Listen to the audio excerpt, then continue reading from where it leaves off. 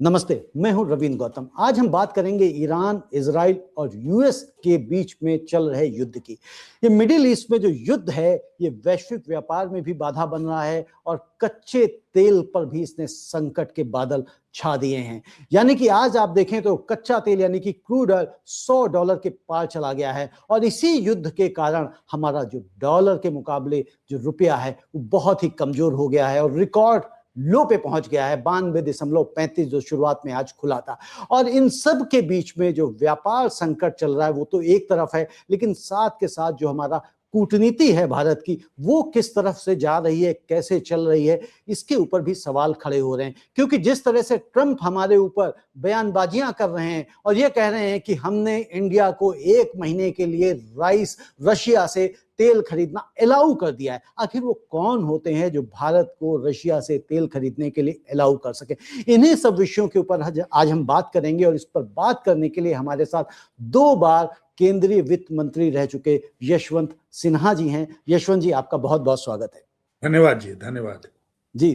यशवंत जी, एक चीज बताएं कि जो सरकार लगातार कहती है कि भारत की विदेश नीति आज की तारीख में पहले से बहुत मजबूत है, लेकिन जब ये खबरें आती हैं कि भारत को रूस से तेल खरीदने के लिए अमेरिका से ग्रीन सिग्नल लेना पड़ता है, तो क्या यह भारत की रणनीतिक स्वायत्तता पर सवाल नहीं उठाता है?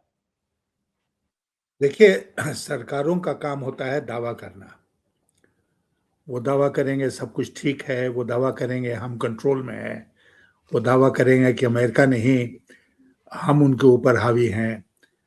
ये सब बातें सरकार अपने पक्ष में मोड़ने की कोशिश करेगी, लेकिन हमें तो देखना है कि सच्चाई क्या है। और सच्चाई जो है, क्योंकि अंतर्राष्ट्रीय मामला है तो सच्चाई तो छुप नहीं सकती है, क्योंकि केवल हमारे देश का गोदी मीडिया इसके बारे में चर्चा नहीं करता है, विश्व की मीडिया जो है वो चर्चा करती है। मुझे यह लगता है कि सरकार के दावे स्वयं इतने खोखले हैं कि उनकी पोल दिन रात खुलती रहती है। युद्ध शुरू हुआ, उसके ठीक 2 दिन पहले हमारे प्रधानमंत्री जी गए इजराइल। वहां पर नेतन्याहू के साथ खड़े होकर उन्होंने भारत को दुनिया को दिखाया कि भारत इजराइल के साथ खड़ा है। उसके 2 दिन के बाद युद्ध शुरू हुआ। किसके खिलाफ शुरू हुआ? ईरान के खिलाफ। ईरान कौन सा देश है? एक तरह से हमारा पड़ोसी देश है, आर्थिक दृष्टिकोण से हमारे लिए बहुत महत्वपूर्ण देश है। दोनों बहुत पुरानी सभ्यताएं हैं, उस दृष्टिकोण से महत्वपूर्ण है। चाबहार पोर्ट के थ्रू हम मध्य एशिया जा सकते हैं, अफगानिस्तान जा सकते हैं, इसलिए हमारे लिए महत्वपूर्ण है। तो हर दृष्टिकोण से ईरान हमारे लिए बहुत ही महत्वपूर्ण है। उन सब बातों को नजरअंदाज करते हुए भारत की विदेश नीति टोटल कोलैप्स की स्थिति में आ गई और हमने ईरान का साथ छोड़ दिया। 4 दिन लगे हमारे विदेश सचिव को जाकर उस कंडोलेंस की किताब पर दस्तखत करने में, ईरानियन एम्बेसी दिल्ली में। और हमारे पड़ोस में हमारे कार्यक्रम में जो ईरान का जहाज आया था उसको अमेरिका ने डुबा दिया। मैं गिनती कर रहा हूं तो अनेक ऐसी घटनाएं हैं जो ये दिखाती हैं कि इस पूरे प्रकरण में भारत जो है वो पूरी तरह से अमेरिका का एक गुलाम बन के काम कर रहा है। ये मैं बहुत और जिस तरह से सर आपने भी कहा कि भाई जो जहाज आया था अमेरिका ने उसको डुबो दिया, और जब वो जहाज आया था तो भारत ने भी, अगर हमें याद हो तो विशाखापत्तनम में उसके साथ ज्वाइंट एक मार्च भी किया था। तो जब हमें इनवाइट किया था उसको। जी। और ऐसी सिचुएशन में जब उसको डुबो दिया गया तब भी जो है ना, भारत को कुछ तो कहना उसके ऊपर बनता था या नहीं बनता था? आज तक नहीं बोला भारत ने, आज तक उस पर कुछ नहीं बोला। तो आज तक अगर भारत ने कुछ नहीं बोला तो क्या इस समय जो आज की सरकार है, मौजूदा सरकार है, क्या ये सरकार मौन सरकार हो चुकी है कि सारी जो कूटनीतिक चीजें हैं वो सिर्फ मौन से ही उसको हल कर लेना चाहती है कि अगर हम चुप रहते हैं, साइलेंट रहते हैं तो अपने आप ही हो सकता है अंधेरा जो है ना छट जाए और सुबह आ जाए? नहीं, जैसा मैंने जिस शब्द का प्रयोग किया और वह बहुत तकलीफ के साथ, दुख के साथ मैंने इस शब्द का प्रयोग किया कि वर्तमान रेजिम ने, वर्तमान प्रधानमंत्री जी ने भारत को एक गुलाम देश बना दिया है। हम किसके गुलाम बन गए? हम इजराइल और अमेरिका के अमेरिका। गुलाम बने हुए हैं आज। और हमारी हिम्मत नहीं है कि हम उनको कुछ कहें। उन्होंने जिस शब्द का प्रयोग किया रूस से तेल खरीदने के बारे में, वो शब्द क्या था? अलाउ। वो कौन होते हैं हमको अलाउ करने वाले? वो कौन होते हैं हमको अलाउ? वो कौन होते हैं हमको परमिशन देने वाले? रूस से हम तेल खरीदें या कहीं और से खरीदें, ये हमारा सार्वभौम फैसला है ना, ये हमारे बिल्कुल सार्वभौमिक सॉवरेनिटी फैसला है। और रूस तो सर हमारा मित्र हुआ करता था, और रूस से तो हम जो मर्जी, मतलब जैसा आपने तो इससे भी बड़ी बात कही, रूस से ही क्या हम कहीं से भी कुछ भी खरीदना चाहें तो हम स्वतंत्र हैं। बिल्कुल बिल्कुल स्वतंत्र है। और अमेरिका अगर कहे कि अलाउ किया है, तो इससे मुझे लगता है कि भारत के लिए अपमान की बात और कुछ नहीं हो सकती है। दूसरा, उनके एक उप विदेश मंत्री आए थे अभी हाल में, जो रायसीना डायलॉग हुआ, जी हमारे घुस में आकर, घर में घुस कर उन्होंने हमें अपमानित किया, ये कह के कि भारत का आर्थिक विकास जो है वो कंट्रोल करेंगे और भारत को चीन नहीं बनने देंगे। उनके लिए अमेरिका के इंटरेस्ट सब सर्वोपरि है, और हमारे देश के लिए हमारे देश के इंटरेस्ट सर्वोपरि नहीं है। तो ये सब बातें हो रही हैं, ये क्या तो जब दिखाती वो है? ये कह रहे हैं जी, तो यशवंत जी जब वो ये कह रहे हैं कि जब वो भारत को चीन नहीं बनने देंगे, तो इसके व्यापक मायने क्या हैं? व्यापक माने ये हैं कि वो हमारी अर्थव्यवस्था को कंट्रोल करेंगे, हमारी ग्रोथ रेट को कंट्रोल करेंगे, और ये सुनिश्चित करेंगे कि भारत आर्थिक तरक्की उतनी ही दर से करे जितना अमेरिका हमको अलाउ करता है। हम ज्यादा तेजी से तरक्की करना चाहेंगे तो अमेरिका हमें रोकेगा, ये इसका मतलब हुआ। ओके, यानी कि कंट्रोल एनवायरनमेंट क्रिएट करना चाहता है अमेरिका हमारे साथ में, हमारे ऊपर, ताकि जैसा आपने कहा कि जितनी तरक्की वो चाहे हम सिर्फ उतनी ही तरक्की कर सकें, बल्कि अगर हम बड़ी ग्रोथ चाहते हैं या कर सकते हैं तो वो ना करें। तो सरकार जब बार बार कहती है कि भारत दुनिया की सबसे तेज बढ़ती हुई अर्थव्यवस्था है, लेकिन ऐसी सिचुएशन में जब बढ़ती हुई तेज अर्थव्यवस्था है, जो भी मिडिल ईस्ट में जो वॉर एक तरह की छिड़ गई है, तो इस कंडीशन में तेल महंगा हो रहा है, हमने भी देखा $100 पार चला गया। तो जब $100 पार हमारा क्रूड चला गया है, तो उसका इंपैक्ट भारत की अर्थव्यवस्था पर क्या पड़ेगा? क्या उससे क्या भारत पे महंगाई बढ़ेगी? क्योंकि हमारा आपको पता ही है कि भाई 80% हम ऊर्जा हमारी आयातित होती है। तो ऐसी सिचुएशन में आप किस तरह से इसको इंटरप्रिटेट कर रहे हैं? देखिए, इंटरप्रिटेशन बिल्कुल साफ और सीधा है, और मैं व्यक्तिगत रूप से इसको झेल चुका हूं। केवल 2003 और 2002 में नहीं, बल्कि उसके पहले जब खाड़ी का युद्ध हुआ था, पहला युद्ध, जी उस समय भी मैं वित्त मंत्री था चंद्रशेखर जी की सरकार में। और उस समय आप जानते हैं कि तेल की कीमतें बढ़ी, उसके चलते हमारा फॉरेन एक्सचेंज रिजर्व जो है वो बहुत तेजी से नीचे गया, फॉरेन एक्सचेंज संकट आ गया देश में।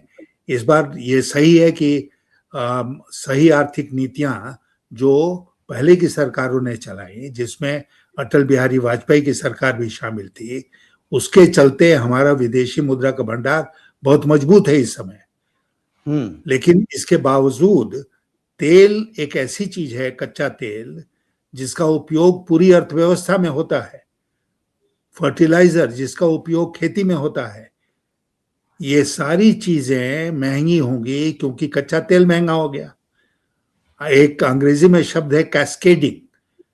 कैस्केडिंग, उसका जैसे झरना आगे बढ़ता है उसी तरह महंगाई आगे बढ़ेगी और पूरी अर्थव्यवस्था के ऊपर इसका भयानक असर पड़ेगा, लोगों के बजट के ऊपर इसका भयानक असर पड़ेगा, और हमको महंगाई की मार झेलने के लिए हम बाध्य होंगे। ये कोई रोक नहीं सकता है।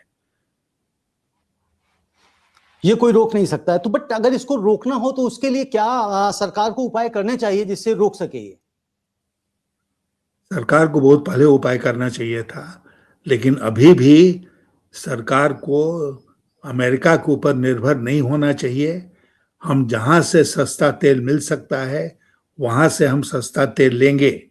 अभी जैसे रूस की बात हम लोग कर रहे थे ना, रूस ने रिबेट जो वो देता था वो उसने वापस ले लिया। इसका मतलब कि रूस का तेल भी हमारे लिए महंगा हो रहा है। तो महंगा तेल भी हमको मिले, अगर मिलेगा तेल, कच्चा तेल, तो महंगा ही मिलेगा। अभी तो एक स्थिति है कि दुनिया के समुद्र में बहुत सारे ऐसे जहाज हैं जो तेल भर के कहीं ना कहीं जा रहे थे, जो कि रुक गए हैं।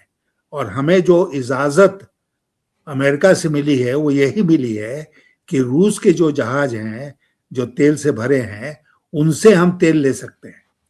लेकिन और भी दुनिया के देश हैं जो तेल, कच्चा तेल प्रोड्यूस करते हैं, उसका उत्पादन करते हैं, तो उनका भी जहाज जो है या उन देशों से हम तेल ले सकते हैं, इसका इंतजाम हो सकता है। लेकिन उसके लिए अगर हमें अमेरिका की इजाजत लेनी पड़ेगी तो इसमें ना केवल अपमान की बात है बल्कि हमारी अर्थव्यवस्था के लिए बहुत बुरा है ये। बिल्कुल, ना केवल ये अपमान की बात है बल्कि अर्थव्यवस्था के लिए बहुत बुरा है। मैं इसके ऊपर एक और प्रश्न रखूंगा आपसे, जो 56 इंच की कूटनीति की बात हुआ करती थी, लेकिन उससे पहले जैसे भी आपने कहा कि जब ये ऑयल, हमारा क्रूड ऑयल महंगा होगा तो उसमें फर्टिलाइजर से सारी चीजें, कृषि वगैरह भी कैस्केडिंग इफेक्ट आएगा, यहाँ भी महंगा हो जाए, महंगाई आ जाएगी। लेकिन अगर हम यहीं पे देखें, जब आपने जहाजों की भी बात करी, तेल लाने और ले जाने की, इसी के साथ जो एक्सपोर्टर्स हैं, तो आज की तारीख में जो एक्सपोर्टर्स हैं वो भी एक शिकायत कर रहे हैं कि जो कंटेनर लाइंस हैं वो उन पे एक तरह से एक्सटॉर्शन कर रही हैं। यानी कि एक कंटेनर पे जहां पे उनको 20 से 22 हजार रुपए पर कंटेनर एक शिपमेंट की कॉस्ट आती थी, अगर वो बैक टू टाउन मंगा रहे हैं कि भैया ये सिचुएशन ऐसी हो गई है, तो उसको बैक टू टाउन लाने के लिए 70 से 80 हजार रुपए पर कंटेनर मांग रहे हैं। तो ये एक तरह का एक्सटॉर्शन है या एक अवसरवादिता है, या इसको किस तरह से हमें देखना चाहिए और इसमें सरकार किस तरह से हस्तक्षेप कर सकती है? सब लोग अवसर का फायदा उठाते हैं। तेल, जहाजों की और शिपिंग कंपनीज की बात छोड़ दीजिए, जब हमारे देश में कोई त्योहार आता है तो क्या एयरलाइंस हमारे यहाँ किराया नहीं बढ़ा देती हैं? वो भी अवसर का लाभ उठाती हैं और सरकार देखती रहती है। तो इसको भी सरकार देख रही है। हमारे पास कुछ जहाज हैं जिसको हम यूज कर सकते हैं, अपने जहाज, लेकिन दुनिया के जहाजों के ऊपर तो हमारा कोई कंट्रोल नहीं है। तो वो अगर सब अपना किराया बढ़ाते हैं, चार्ज बढ़ाते हैं, तो चार्ज देना पड़ेगा हमको। कोई उपाय नहीं है इसका रोकने का। और उसी का मैं जिक्र कर रहा था कि इसके चलते तेल की कीमत जो आएगी, एक तो देखिए रुपये में गिरावट आ रही है डॉलर की तुलना में, तो हम डॉलर में ही खरीद रहे हैं ना। तो उसके चलते देश के भीतर जो हम तेल आएगा, रुपए में उसकी कीमत बहुत ज्यादा होगी पहले की तुलना में। फिर शिपिंग का कॉस्ट ज्यादा होगा, फिर तेल की कीमत बढ़ गई है, वो उसका असर पड़ेगा।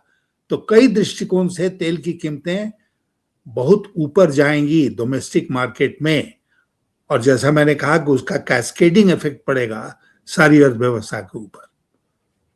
जी, और जैसे आपने, हम लोग अभी जब बात कर रहे हैं ये शिपमेंट की ऊपर बात करी आपने, तो इसमें क्या ये भी सच्चाई है कि भाई हमारे पास अपने लॉजिस्टिक्स और शिपमेंट्स हमारी बहुत कमजोर हैं, हमारे पास कोई ऐसी व्यवस्था नहीं है जिसकी वजह से हमें दूसरों के ऊपर डिपेंडेंट रहना पड़ता है? तो क्या इतने सालों में, इतने वर्षों में हम अपनी जो शिपिंग लाइन्स है वो डेवलप नहीं कर सके?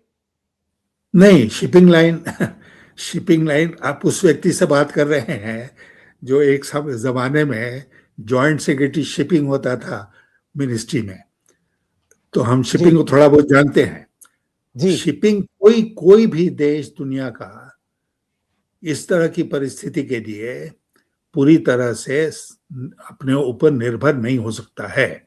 दुनिया के दूसरे देश जो हैं उनकी शिपिंग लाइंस हैं, बहुत सारे देश हैं जिन्होंने शिपिंग को ही अपना मुख्य धंधा बनाया हुआ है, जैसे लाइबेरिया वगैरह जैसे देश हैं। तो इसलिए उन देशों पर निर्भर करते हैं सारे देश, हम भी निर्भर करते हैं, उसमें कोई बुराई नहीं है। लेकिन जब कोई संकट आता है तो फिर जो, छोड़ दीजिए दूसरी शिपिंग लाइंस क्या कर रही है, हमारी शिपिंग लाइंस भी तो चार्ज बढ़ा के बैठी है ना। वो ये नहीं है कि उन्होंने कहा कि अच्छा चलो मुफ्त में हम लाते हैं, ला भी नहीं सकते हैं, क्योंकि उनको भी देखना है कि उनका खर्चा कितना है और मुनाफा कैसे होगा। तो इसलिए ये तो झेलना पड़ेगा देश को। और हमको एक इसमें सरकार भी कोई इंटरफेरेंस नहीं कर सकती है, कोई मतलब एक रैकेट नहीं लगा सकती है?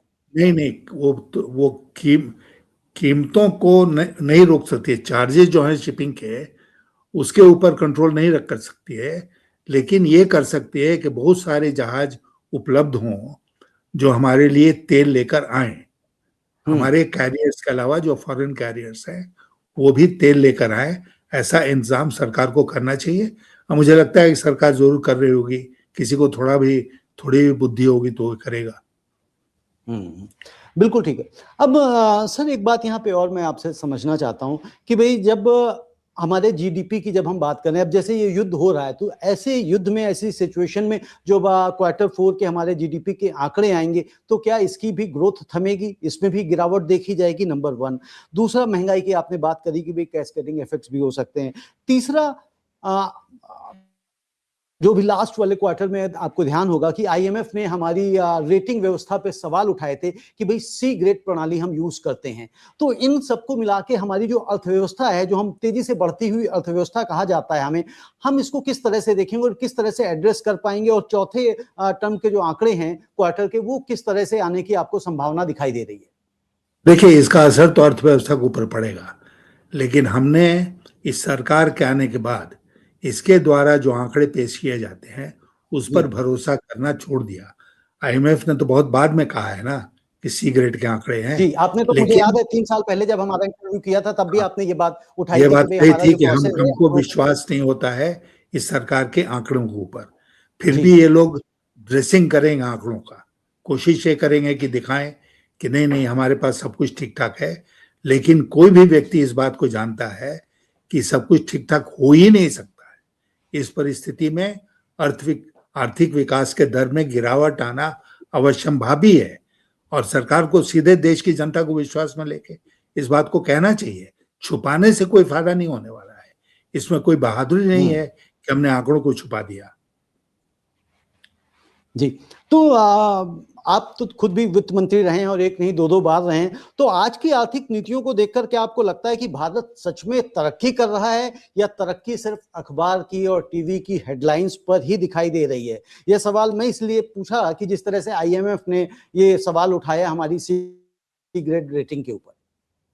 देखिए, भारत तरक्की तो कर रहा है, भारत तरक्की कर रहा है। भारत की अर्थव्यवस्था जो है उसमें मैंने कई बार इस बात को कहा है कि एक ऑटोमेटिसिटी जिसको अंग्रेजी में कहते हैं, एक स्वयं को चलाने वाली क्षमता है कि सरकार कुछ ना करे, सरकार कुछ भी ना करे, तब भी अर्थव्यवस्था तो बढ़ेगी आगे, प्रोडक्शन तो होगा, सर्विसेज दी जाएंगी, कृषि में उत्पादन होगा, तो अर्थव्यवस्था सरकार कुछ करे ना करे आगे बढ़ेगी। उसमें सरकार की भूमिका यही होती है कि हम अपनी नीतियों से उसको 1-2% और बढ़ा दें। गलत नीतियों के चलते 1-2% और कम हो जाएगा। तो मान लीजिए कि 5% हमारी अर्थव्यवस्था की ताकत है स्वतः बढ़ने की, तो उस सरकार अगर उसमें वो अच्छा करेगी, अच्छी नीतियां लाएगी, तो वो 6% होगा, 7% होगा, 8% होगा। और अगर उसकी नीतियां सही नहीं होंगी तो वो 5% के नीचे भी चला जाएगा। तो ये स्थिति है कि अर्थव्यवस्था के अंदर अपनी एक ताकत है, सरकार से उसका कोई लेना देना नहीं है। अपनी एक ताकत है, बारिश होगी, किसान खेती करेगा ही करेगा, प्रोडक्शन होगा ही होगा, फैक्ट्रीज हैं वो भी प्रोडक्शन करेंगी, जो लोग सर्विसेज प्रोवाइड करते हैं वो सर्विसेज प्रोवाइड करेंगे। ये एक स्वचालित स्थिति है हमारी अर्थव्यवस्था, किसी भी अर्थव्यवस्था में, तो वो होगा। लेकिन मैं ये कह रहा हूं कि ये संकट का समय है, ये सामान्य परिस्थिति नहीं है, संकट का समय है।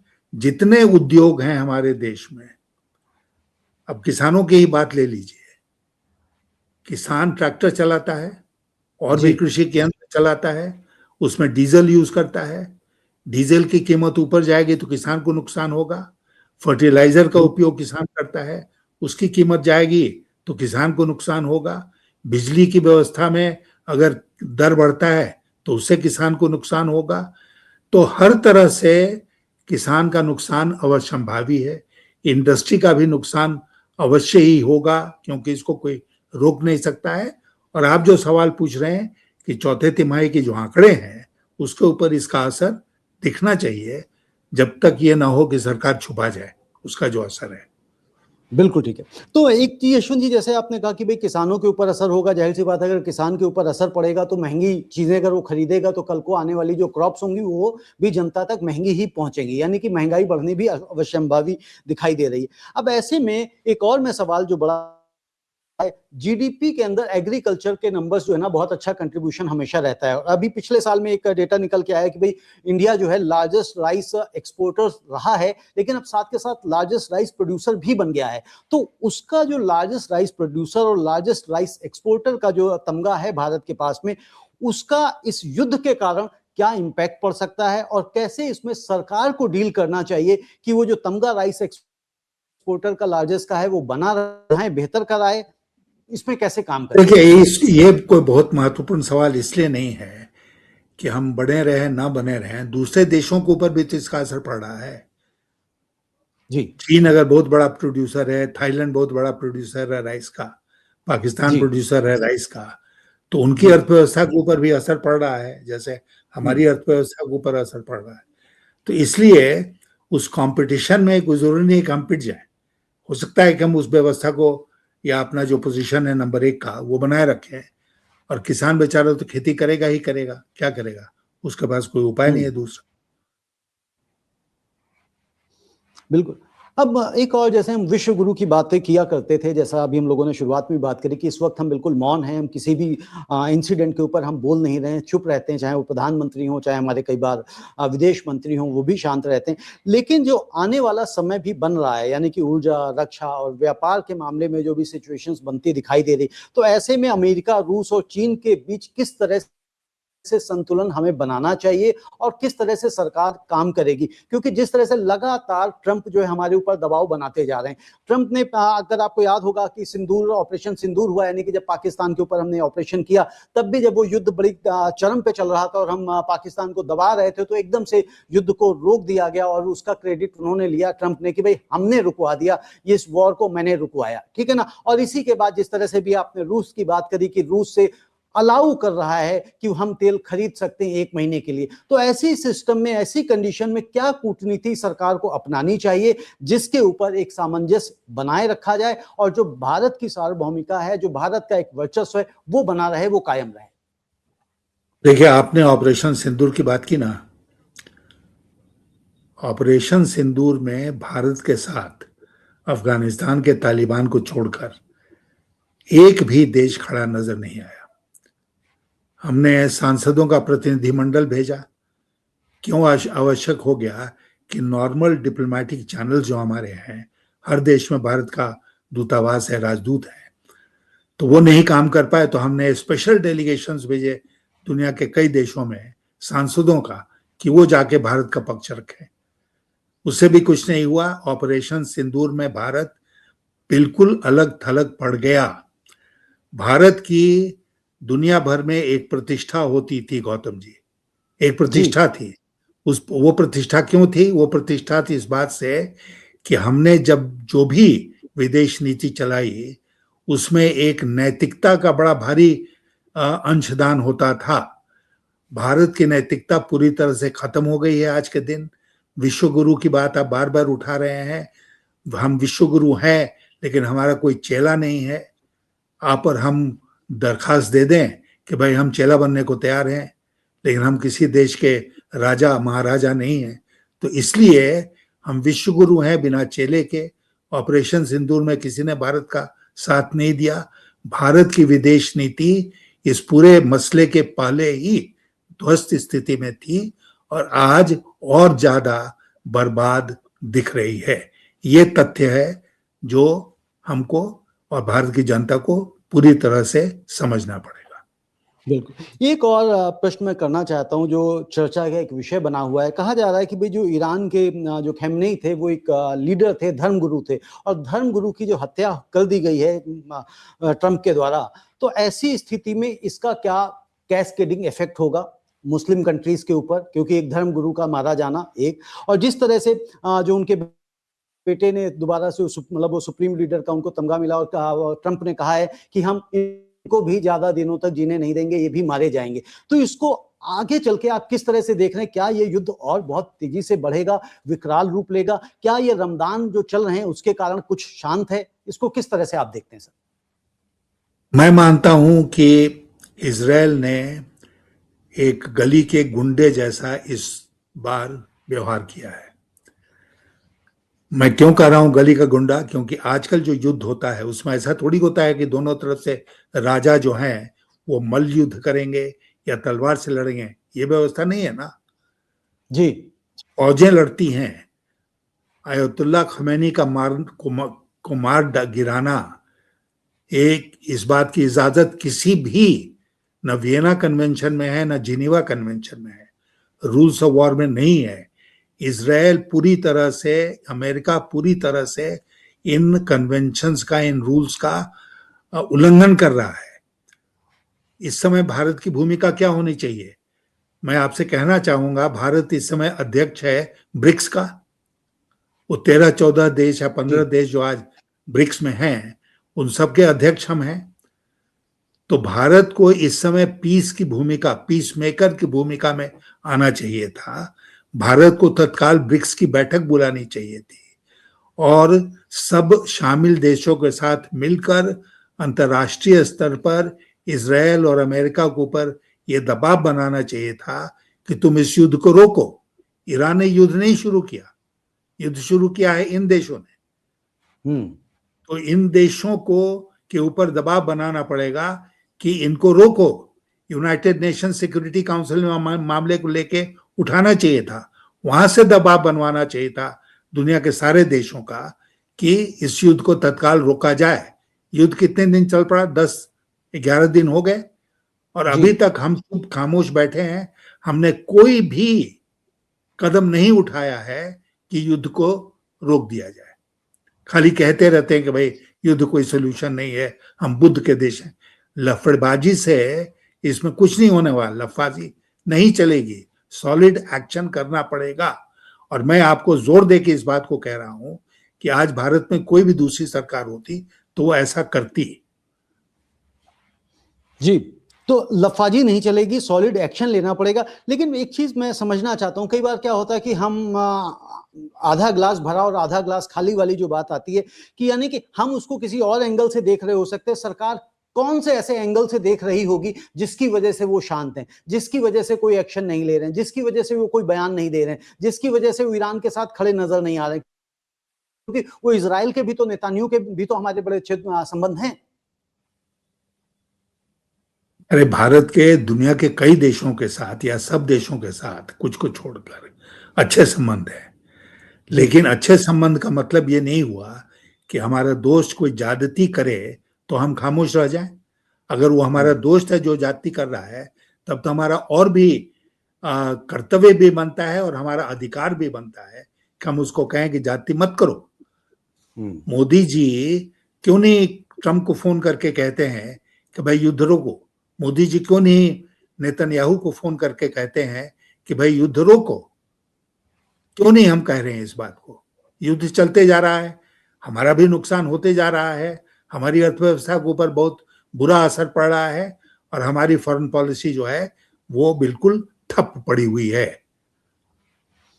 बिल्कुल, फॉरेन पॉलिसी बिल्कुल ठप पड़ी। उसमें दो चीजें और यशवंत जी पूछना चाहता हूं, आपको क्या लगता है ऐसी सिचुएशन में युद्ध कितना लंबा खींचेगा, नंबर 1, और नंबर 2, क्रूड ऑयल के रेट्स कहां तक जा सकते हैं? देखिए, पहला सवाल का जवाब मैं पहले दूसरे सवाल का जवाब पहले देता हूं। क्रूड कहां जाके रुकेगा ये कहना मुश्किल है। मैं इसमें कहूंगा कि एक तो क्रूड की कीमत बढ़ेगी, दूसरी उसकी उपलब्धता पर भी असर पड़ेगा, शॉर्टेज हो जाएगी, शॉर्टेज होगा। क्योंकि हम चाहेंगे भी क्रूड खरीदना उस कीमत पर तो शायद हमको नहीं मिले। तो इसीलिए हर देश जो है वो कई दिनों का रिजर्व रखता है, हमने भी रखा है। लेकिन अगर युद्ध लंबा खींचा 25 दिनों का हमारे पास है, हमारे लिए, हाँ, हमारे लिए मुश्किल होगा। फिर दूसरी बात आपने पूछी, युद्ध कब तक चलेगा? मुझे एक ही बात पर भरोसा है, ट्रंप पर भरोसा नहीं है, नेतन्याहू पर भरोसा नहीं है। मुझे भरोसा है अगर तो अमेरिका के पब्लिक ओपिनियन के ऊपर भरोसा है। अमेरिका में बहुत से लोग हैं जो मानते हैं कि ये बेकार की युद्ध में अमेरिका को ट्रंप ने फंसा दिया है। वहां पर जिसको वो लोग बोलते हैं पुशबैक, वो पुशबैक शुरू हो गया है और एक समय आएगा जबकि ट्रंप को बिल्कुल लाचार होकर युद्ध को किसी न किसी बहाने रोकना पड़ेगा। ईरान का सरेंडर नहीं होगा। ईरान सरेंडर करने वाला देश नहीं है, ईरान सरेंडर नहीं करेगा। इसका मतलब क्या हुआ? इसका मतलब यही हुआ कि अमेरिका जो है उसी को कोई ना कोई बहाना ढूंढ के इस युद्ध को रोकना होगा और उसके पीछे अमेरिका के पब्लिक ओपिनियन का दबाव होगा। ओके, अब इसमें एक जैसे आपने कहा कि ईरान रुकने वाला नहीं है, युद्ध रोकने वाला नहीं है और वो सरेंडर नहीं करेगा, तो अगर वो सरेंडर नहीं करेगा तो क्या अगर इतने पावरफुल देश के सामने वो सरेंडर नहीं करता, झुकता नहीं है, तो ईरान के पास तो रिसोर्सेज बहुत ही लिमिटेड होंगे, तो क्या ऐसी भी संभावना है कि ट्रंप ईरान को पूरी तरह से बर्बाद कर दें इजराइल के साथ में मिलके? काफी कुछ बर्बाद तो ऑलरेडी उन्होंने कर दिया है। हाँ, मैंने कहा कि पूरी तरह मतलब नक्शे से ही निपटा दें।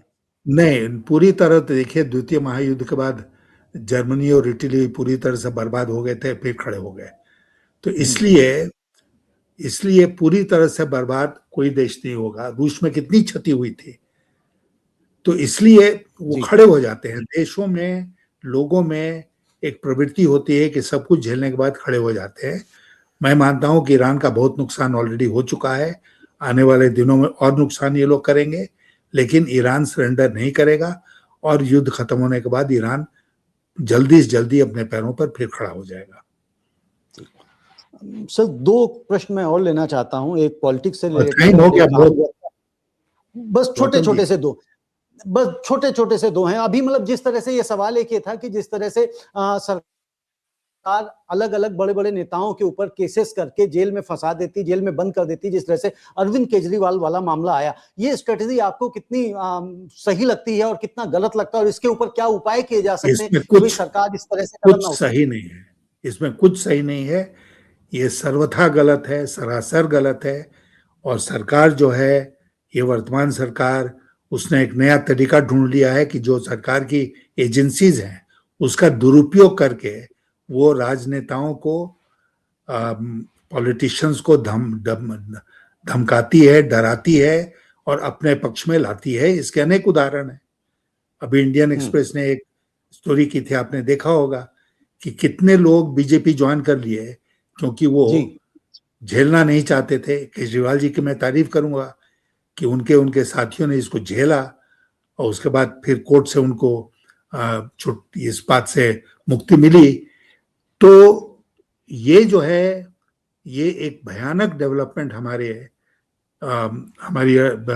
राजनीति में हुआ है और इसके लिए पूरी तरह से वर्तमान सरकार जिम्मेदार है। ये सरकार अपने इस कार्रवाई से बाज नहीं आएगी। ये कार्रवाई रुकेगी जब ये सरकार अपदस्थ होगी। बिल्कुल। एक लास्ट क्वेश्चन और है सर, आप ब्यूरोक्रेट भी रहे हैं और ब्यूरोक्रेट्स रहने के कारण आपने देखा होगा कि कई बार ऐसा सिचुएशंस आती हैं कि जो बिजनेसमैन होता है, एंटरप्रेन्योर होता है, उसके ऊपर जो एजेंसीज हैं, एजेंसीज के जो अफसर होते हैं, वो अननेसेसरी दबाव डालते हैं किसी तरह से। और अगर उस दबाव में वो एंटरप्रेन्योर या बिजनेसमैन नहीं आता है तो उसके ऊपर झूठे केस लाद देते हैं और उस झूठे केस में कई बार आप भी जानते हैं कि एंटरप्रेन्योर्स के अकाउंट्स भी सीज हो जाते हैं, बंद हो जाते हैं, 2-2 साल तक पड़े रहते हैं, फ्रीज हो जाते हैं। तो ऐसे और बाद में 2 साल 3 साल बाद या 8 साल बाद लगता है उन सब जो उसके ऊपर आरोप लगाए गए थे उससे वो मुक्त हो जाता है। तो इस सिस्टम से कैसे हल है इसका, कैसे बच सकता है? इसमें सरकार को क्या करना चाहिए, जुडिशरी को क्या करना चाहिए? देखिए, सरकार ही कर रही है, ये जाति जो है सरकार ही कर रही है, इससे सरकार से कुछ उम्मीद मत रखिए। जुडिशरी से हमको जरूर उम्मीद है, लेकिन किसी बिजनेस हाउस को, बिजनेसमैन को आप गलत केसों में फंसा देते हैं जिसके निपटारा होने में वर्षों लग जाते हैं, तो उससे तो उसका बिजनेस चौपट हो गया। अब हमारे देश में एक नगर सेठ है, सरकारी सेठ, इन सब का फायदा वो सरकारी सेठ उठाते हैं। सरकारी सेठ जो हैं वो सरकार के एटीएम भी हैं। तो इसलिए जैसा मैं आपसे कह रहा था कि ये सरकार जो है वो अपनी एजेंसियों का दुरुपयोग कर रही है पॉलिटिशियंस को दबाने के लिए, साथ साथ बिजनेसमैन को दबाने के लिए। और पॉलिटिशियन तो कुछ झेल भी लेगा, बिजनेसमैन जो है उसकी झेलने की क्षमता बहुत कम होती है। इसलिए या तो वो अपना बिजनेस चौपट करके फिर भिखमंगा बन जाए, या वो सरकार जो कह रही है वो उस बात को मान ले। कई केसेस में उसको अपना बिजनेस बेचना पड़ेगा, और हम जानते हैं कि बिजनेस खरीदने के लिए हमारे देश में कौन से नगर सेठ हैं जो सब बिजनेस खरीदने को तैयार हैं और जिन्होंने बहुत तरक्की की है पिछले 10-12 सालों में। तो जी इसीलिए सरकार से मैं कोई उम्मीद नहीं रखता हूं। मैं उम्मीद रखता हूं जुडिशरी से। जैसे केजरीवाल के केस में उन्होंने रिलीफ दिया, वैसे ही बहुत सारे बिजनेसमैन को मैं रिक्वेस्ट करूंगा, कोई जाति हो आप जुडिशरी के पास जाइए, और जुडिशरी से रिक्वेस्ट करूंगा कि वो न्याय करे। बिल्कुल ठीक है। आपने का कहना है कि भाई सरकार से इसमें कोई भी उम्मीद नहीं की जानी चाहिए, लेकिन जुडिशरी से ज़रूर उम्मीद की जानी चाहिए। और आजकल एक और मतलब ये भी आप देख ही रहे हैं कि बुलडोज़र भी तरह-तरह से हर प्रदेशों से निकलता हुआ दिल्ली में भी बुलडोज़र पहुँच गया है। तो इसके ऊपर भी जुडिशरी को एक एक्शन लेना चाहिए, क्योंकि ये न्याय का तरीका नहीं है। बिल्कुल, बिल्कुल सही है। जुडिशरी ने कहा कि इसमें आदेश भी पारित किए हैं, लेकिन कोई उसको फॉलो नहीं कर रहा। कोई फॉलो नहीं कर रहा। यशवंत जी, आपका बहुत-बहुत धन्यवाद। आप हमारे साथ जुड़े और चर्चा करी। धन्यवाद आपका।